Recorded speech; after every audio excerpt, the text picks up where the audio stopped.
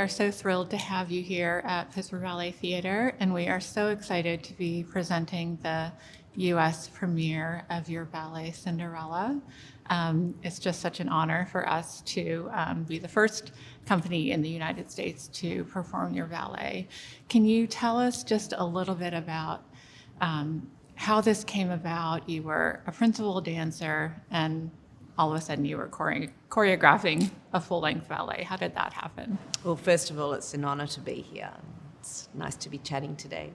Yes, I was a principal dancer with the West Australian Ballet, and I'd had quite a few opportunities to choreograph small works, more neoclassical works for the company, because we do a choreographic workshop there most years, so there's a lot of opportunity for people to have a go at choreographing.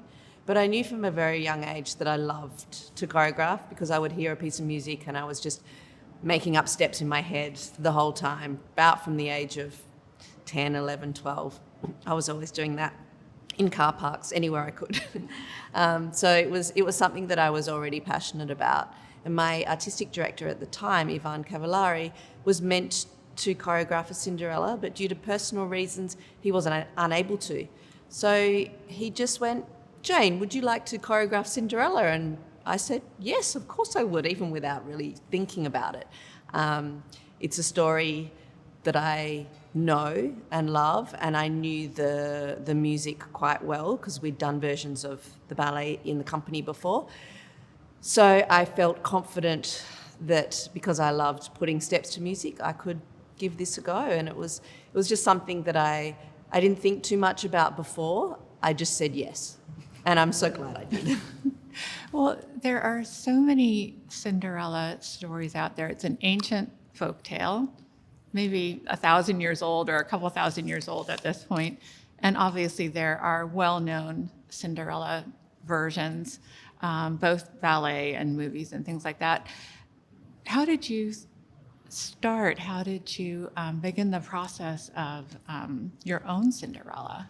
Well, I started by reading the first stories, the first books. There was the Charles Perrault, and then there was the Grimm's brothers. The Grimm's brothers really stood out to me in terms of the sisters in their stories were beautiful, beautiful females that were very vain and very mean. So beautiful on the outside, but awful on the inside. And because I wanted to use point shoes female presenting dancers for stepsisters, I really went with that story. And there were lots of beautiful references with nature and animals. And because I knew I didn't want to go Disney with the production, I wanted it to be real people. I loved the birds flying down and whispering to Cinderella in her ear, and the connection between the father and Cinderella, and there were lots of beautiful things in that version of the story that really stood out to me and spoke to me and told the morals and the values that I wanted to shine through with my version of Cinderella. Mm-hmm. One thing that you do is you begin the ballet with a funeral. And can you talk about that? That was a surprise to me. The other Cinderella versions, ballet versions that I've seen, don't reference that at all. So why did you start that way? I started it just to show a little prologue, a little bit about the story of Cinderella losing her mother. In the original version, she planted a tree which grew into a big tree that turned into the magical garden. But this is a new revamped version. But I still wanted to start with the funeral, just to show the connection of the love for Cinderella and her mother standing there with her father, but then also having the stepmother and the two stepsisters on the side, kind of showing their characters, and her beeline for the husband as he's walking away. So it's just a little bit of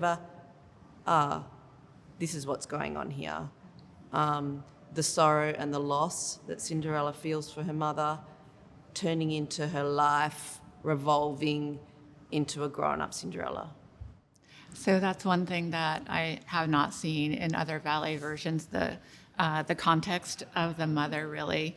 And how do you connect the mother's presence throughout the rest of the ballet? So I turned the mother into the fairy godmother.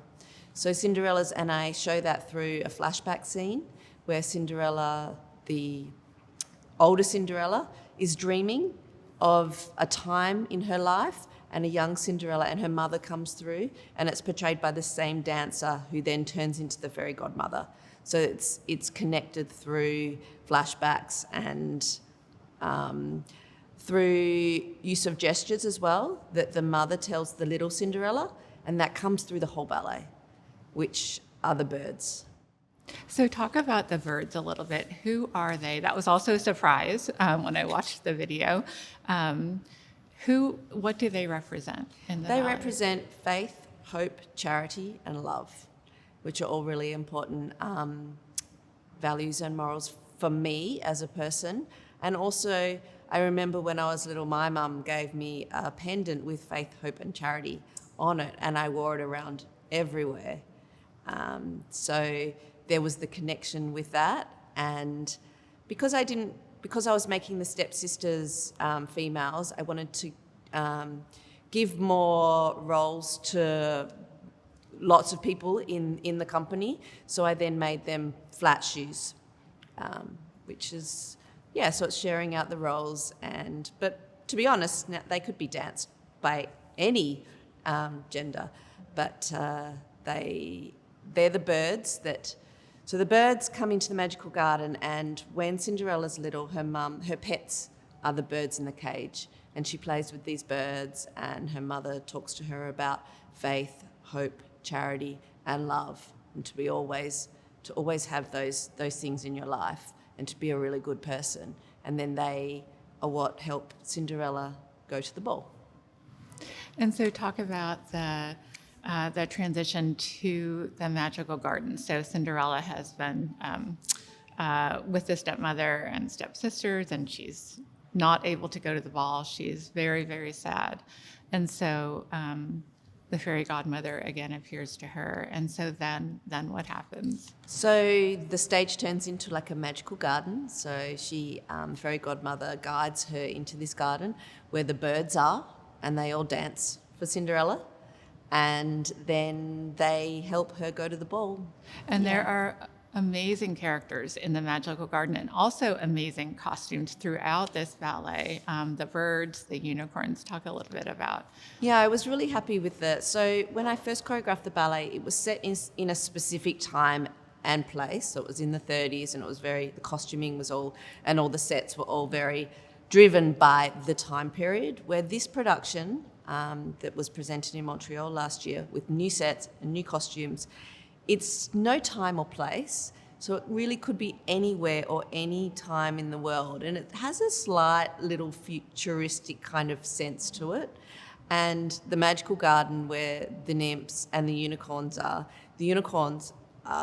sensational. The costuming is just wonderful, and the detail in the costumes, it was beyond what I could imagine. Yeah, it's really beautiful.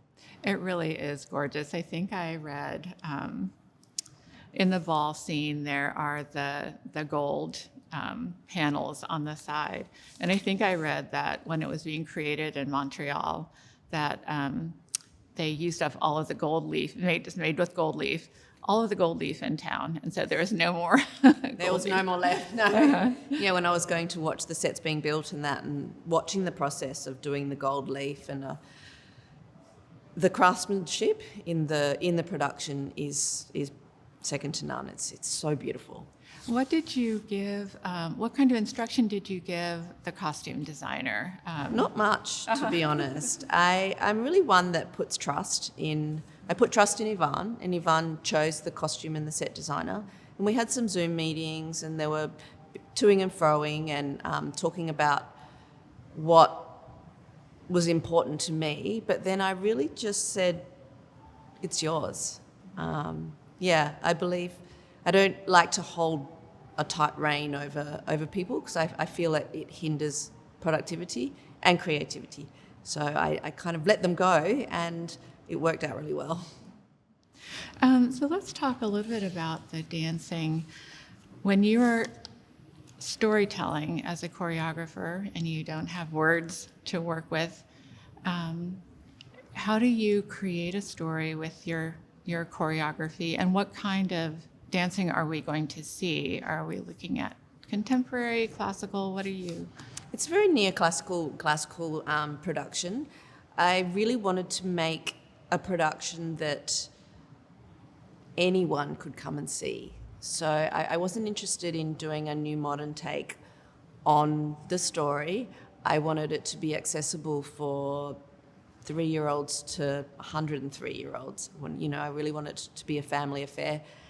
Family is very important to me. I have a very close family. And I was a very athletic dancer myself. Loved allegro steps, and I think that really shows through this ballet because there's a lot of athletic dancing, showing off storytelling through movement. A lot of the versions of Cinderella I watched in the lead up to creating my own, there was a lot of pantomime, and I was more interested in telling the story through steps and the emotions coming out of the steps rather than just standing and acting. So if I'm deciding whether to purchase a ticket to to Cinderella, and I'm wondering, is my 5-year-old going to like this? Is my 12-year-old going to like this? My 15-year-old? What is in the ballet for them? There's everything. Yeah, your 5-year-old will be wondered by the sets and the costumes and the movement and the beauty of the dancing on stage. The music is sensational. Teenagers will get the sibling rivalry between the two sisters and their meanness and hopefully get a really good laugh out of what they're doing on stage because they're really wonderful. Their characters are complex and, to be honest, exhausting. Some people have said to me the ballet should be called the Sisters because they really do take up a lot of space and are very important to the story, and the stepmother as well. And so then if I'm an adult and I'm not bringing my kids, what is in this ballet for me? A chance to come, sit back, relax, step away from everyday life, come and watch a story where goodness triumphs over evil, love triumphs over hate, that even if you're good and you're humble, things and dreams can always come true, because it's an important message still to this day. I wanted to talk a little bit about the comedy in the ballet. There's a lot of comedy. There are a lot of moments where the audience is going to be laughing. I hope so. The stepsisters, of course, are characters that are comedic. How do you portray that, and how do you make them funny characters? I give them a lot of artistic license to have freedom, and they have the license to do different things every single show if they want to. But there's always a fine line of going too far, where it doesn't become funny anymore and the steps get lost. So I'm very interested in them staying true and staying in character for that long throughout the ballet is very difficult. And I also want them to be opposing characters. And when you're both trying to be mean and nasty, like one's a little bit stronger in character and a little bit meaner than the other, and the other's a little bit more of a I'm going to follow the big sister type situation. But yeah, it's a tough one. Being funny and comedic on stage it's a real art. But they're doing a fantastic job. And they ask to be seen. Even the costuming is kind of emblematic of Yes. who the characters are. And I think also the jeweler and the dancing master are also so really funny characters. Yeah, the dance master is modelled off a teacher I had when I was going through school in Hamburg. So, yeah. Do you have a favorite moment in the ballet, either choreographically or just in the story? Well, I have lots, but I think the final pas de deux is a really special moment. and it's a gift for the dancers at the end of the ballet to just be free, and the music is sensational. I've kept the costumes really minimal, so they're kind of really stripped back to just the prince and Cinderella on stage showing their love for each other. It's a really special moment for me.